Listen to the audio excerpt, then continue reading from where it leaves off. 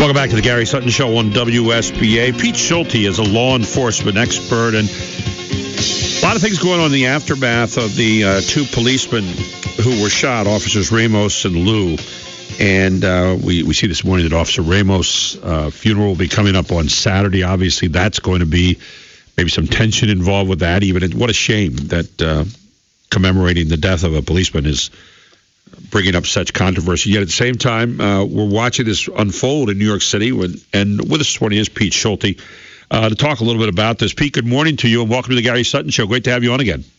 Yeah, thanks, Gary. Thanks for having me again. Pete, you're kind of a law enforcement expert. Tell us a little bit about what you do and where your experience has been in the past. Well, I've been a police officer in the state of Texas for the last 16 years. Also been an attorney in a couple states for the last 10. I've been a prosecutor, been a defense attorney, obviously been a police officer on the streets, and most of my practice area is in the criminal law, and I also provide expert testimony when officers use force. So that's kind of my circular background that kind of gets me in the center of all of this mess. You know, when you look at what's happening right now, your perspective, obviously you've seen it from a lot of different points of view as a lawyer, also as a policeman. We played a piece this morning by Paul Harvey. Have you ever heard the policeman piece by Paul Harvey? I have not. Would you like to hear it? Sure. I'll tell you what, I'm going to share it with you, and it's very quick. It's about 2 minutes. I'm going to share it with you, and I don't want to come back, and I want you to just talk a little bit about maybe this police work and what we're seeing right now unfolding with this kind of as a backdrop. Is that okay? Sounds good. I'm going to share this with you. This is the policeman with Paul Harvey some years ago. Policeman. A policeman is a composite of what all men are, I guess, a mingling of saint and sinner, dust and deity. What that really means is that they are exceptional. They are unusual. They are not commonplace. Buried under the froth is the fact. And the fact is that less than 0.5% of policemen misfit that uniform. And that is a better average than you'd find among clergymen.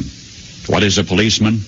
He of all men is at once the most needed and the most wanted, a strangely nameless creature who is sir to his face and pig or worse behind his back. He must be such a diplomat that he can settle differences between individuals so that each will think he won. But if a policeman is neat, he's conceited. If he's careless, he's a bum. If he's pleasant, he's a flirt. If he's not, he's a grouch. He must make instant decisions which would require months for a lawyer. But if he hurries, he's careless. If he's deliberate, he's lazy. He must be first to an accident, infallible with a diagnosis. He must be able to start breathing, stop bleeding, tie splints, and above all, be sure the victim goes home without a limp. The police officer must know every gun, draw on the run, and hit where it doesn't hurt. He must be able to whip two men twice his size and half his age without damaging his uniform and without being brutal. If you hit him, he's a coward. If he hits you, he's a bully. The policeman from a single human hair must be able to describe the crime, the weapon, the criminal, and tell you where the criminal is hiding. But if he catches the criminal, he's lucky. If he doesn't, he's a dunce. He runs files and writes reports until his eyes ache to build a case against some felon who will get dealed out by a shameless Seamus. The policeman must be a minister, a social worker, a diplomat, a tough guy, and a gentleman. And, of course, he'll have to be a genius because he'll have to feed a family on a policeman's salary. Did Paul Harvey have it right there, Pete? Yeah, I mean, people forget that, we're human. We try to do our best, but, it's funny that, Gary, that you brought something up. Just this weekend, one of the police departments I legally advise stuff. I had a patrol supervisor call me on a case, and my brother-in-law happened to be in the car with me.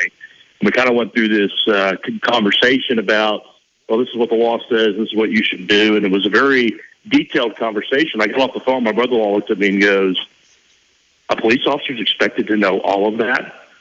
And I said, yeah. And they've got to make a decision in a split second, and it's going to be, a decision like that's going to be reviewed and reviewed and reviewed. I mean, we've seen that time and time again, just, over the recent months with a couple shootings in New York and Ferguson. What hits you as you listen to that? Is that we're never going to be right. I mean, I feel that, when I used to work the streets all the time, I used to feel that way. I used to come home from work and, it bothers police officers that they don't feel like, you're dealing with people usually at the worst times of their lives. It's not when we get to go out. I mean, if we pull somebody over, they've committed a traffic infraction, they're upset. If we're dealing with a domestic violence case, people are upset. I mean, we're really never dealing with people at the best time of their lives. We don't get many opportunities when we're responding call to call to call. And you're right. I mean, we're damned if we do, damned if we don't. And that's Paul Harvey nailed it. I mean, I've never heard that. That's fascinating, but that is exactly how it feels like. You can check that out on YouTube, by the way, Paul Harvey and just policemen, and it'll come up on YouTube for you. Let me ask you this question, Pete. You look at what's going on right now, and was this something that was I was reading this morning where half of the police attacks in the United States this year, or half of the police deaths in the United States this year, all came from attacks of people actually attacking them. So this is not the first time that there's an attack, and yet it's one that's blatant, that coming within the time frame that it's coming in the wake of Trayvon Martin, Michael Brown, Eric Garner, Tamir Rice in Cleveland. A lot of people have this vision, and a lot of people have trumped it up. We've seen it on the 24/7 news cycles, and I imagine for police, with all the ways of checking on you today, everybody's got a cell phone camera, everybody's got a video, everybody's got an audio of what's going on. You've got to look at that today and say, wow. How do we do our jobs without knowing that you're just under a microscope now, maybe like never before? And the idea that somehow you're being painted as people who would deal differently with blacks than you would with white people in this country, both Americans. Yeah, I mean, this is the worst that I've seen it from relations in and I started in the mid to late 90s as an officer, and I'll tell you what, the only thing I had in my squad car when I started was a radio. We didn't have. I worked in a small town in Texas, and we didn't have computers, we didn't have cameras. And I'll tell you, Gary, I'm a big fan of audio and video recordings of everything that police do. Right. But you want to make sure that you get the entire story. I don't like it how as you did. I'm going to talk about it. I'm not blaming you, but the 24/7 news cycle and all the cable news channels, I think that's exacerbated the issue because they take a snippet of a video so they say, just send in to CNN or Fox News. Right. And it's a snippet, and they play it over and over and over again without really finding the real story. I mean, I think modern-day journalism is not what it was 10, 15, 20 years ago. But let's find the whole story before we go with the breaking news handle that comes flashing across the screen. I think that is the biggest complaint that I hear from the police officers that I speak with on a regular basis is that we can't do our jobs because we don't have the opportunity to get the full story out for a couple of reasons. One, you've got the law, which prevents police officers from speaking about cases that are still active. And second of all, you've got departmental policy. I mean, the social media policies of a lot of police departments don't give an avenue for police officers to, quote, vent like regular citizens. So it is. I mean, I read a study yesterday, Gary, that the applications for police departments across the country is significantly down over the last 12 months, and that's a concern. It should be a concern. One of the things that I guess I'd want to ask you is, how much, listen, I think Paul Harvey said it, 1/2% of the police don't fit the uniform. In other words, maybe do something in excess, or maybe, maybe you're going to have someone who's going to be a racist every now and then and it shows up. Maybe you're going to have someone who's going to do something wrong, but 1/1%. You think about that, and if you take that at face value, we're to believe right now, and again, the 24/7 news cycle, as you said, it's a good thing, but it's also a bad thing that people kind of make up news because they run out of stuff doing the same thing over and over again. Right. And you end up getting also a nation which is soundbite mentality. We're good for about, 2 to 5 minutes, which is when you watch Fox News or you watch CNN or you watch whatever, that you have these not even 5-minute interviews, maybe 3-minute interviews, and they're out. Here I'm allowed to do 20, 25, and that makes a little difference. But, I sit back and look at that and say, how does anybody get a full story out of that? You don't. And so when you look at that whole thing right now, you got to sit back and say, the whole 24/7 thing is a double-edged sword. Nice to have it there all the time. Bad in the sense that they're almost manufacturing news that maybe isn't really news. Maybe it's just opinion. And it seems like a lot of these places take a side right away. Even before the facts are in, they shouldn't be taking a side at all. You're supposed to be reporting the facts. But even before any facts are in, they're taking a side. We saw that in the Michael Brown situation. And when the grand jury came down, it didn't matter that the facts were out there. It was still, this is what I believe. I believe the lies. I'm going to put my hands up and say, don't shoot. I mean, that's got to be exasperating, you guys.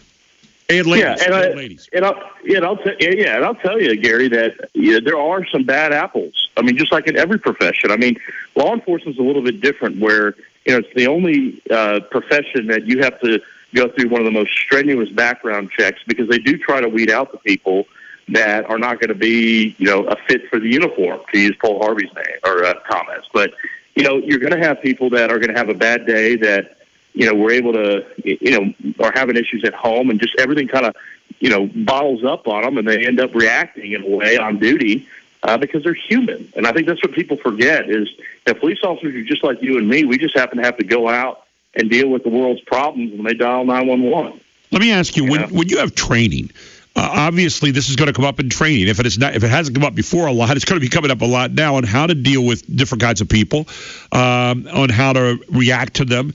What kind of training do you get in that area? Most states now require for every 2-year cycle where police officers have to renew their license. There's two things that they have to do. One is called crisis intervention training, which is dealing with people that may be mentally unstable, right? And how to talk. The other one is what we call cultural diversity, and it is a pretty significant program, and it's built by sociology professors and psychologists, and it kind of changes, how the changes have gone on over the last year or two since the program was updated in the cultural dynamics in each individual state and community. And so they're required. I mean, you cannot renew your what we call peace officer licenses without going through that training. And, you look at it with anything, I mean, with generational things, I mean, I don't know what generation I am. Am I generation Z or Y or whatever? But, as generations move forward in law enforcement, I still train at several academies, and it's interesting to see, the young guys and girls that are coming through the academy now, where they don't see the same stereotypes that I even saw back when I was in high school and in college. And so I think we're growing out of it a little bit, but it's going to take time. I mean, it's not like the 1960s. Do they put you through a test to kind of take you to a limit and see where you'd go? Do you get that kind of thing? Not just on that, but on other things where, someone's going to say, really try to push your buttons and see where it could take you?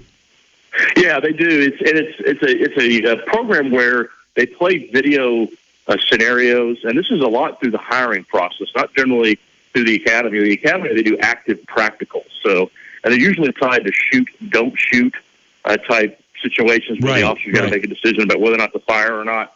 But the analysis that they do in the hiring process is they put somebody in front of a TV screen, they play a scenario, they pause it, and they say, "You're up. What would you do?" And if it's done right, it can really show how people react. I mean, body language is 60% of communication.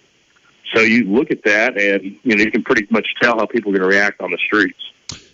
When you look at the situation that's going on right now, what happened in New York this past weekend with the shooting of officers Lou and Ramos, and the condemnation around the country, what are your personal feelings about that as a person that's a law officer, and at the same time a person that's a lawyer as well? You look at that, and is it really is it a fake conversation that we're having? A lot of it's based on things that didn't really happen, and yet there's some that we saw with the Eric Garner thing, and a lot of people sit back and they see that snippet. They don't really hear it as well, but they see it, and they say, gee, that doesn't look quite right. Again, maybe if you put it all in context, maybe it makes more sense. But your thoughts about that? First of all, I'm a big proponent in the rule of law, and I think, once people start losing the respect for the rule of law, that's when vigilante justice kind of takes over. Now, right. I don't think the shootings in New York of the two officers is isolated. I mean, officers get ambushed and killed every year. One of the situations where most officers get killed in line of duty every year is when they're eating dinner. When they're on duty and they're eating dinner. People walk up. I mean, we're trained to. If you ever notice an officer in a restaurant, they always have their back to the wall. Yep. All the way in the back of the restaurant facing the front. We're trained like that because that happens. So I think the situation in Ferguson and New York and, Cincinnati and all those places that we're dealing with these shootings with minorities, I think what is happening is that it's highlighting the fact that this is happening, and when shootings happen, all of a sudden is there a link? And I said, I don't think it's anything new. I just think now it's being focused on because of what's been going on over the last 4 months. And obviously, every shooting that takes place on a police officer now, you're going to hear a lot about the blood on the hands. We're going to take a break. We're going to come right back, Pete. I want to ask you a little bit about the reaction of the police in New York City to Mayor de Blasio. And what can be done going forward here to maybe get that respect back if people are, in fact, losing that. We're going to come right back here with Pete Schulte, who's a law enforcement expert, a policeman, a lawyer, all here on the Gary Sutton Show on WSBA.